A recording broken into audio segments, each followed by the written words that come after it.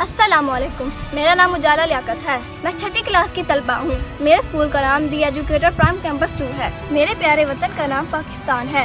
मेरा प्यारा वतन 14 अगस्त 1947 को आज़ाद हुआ।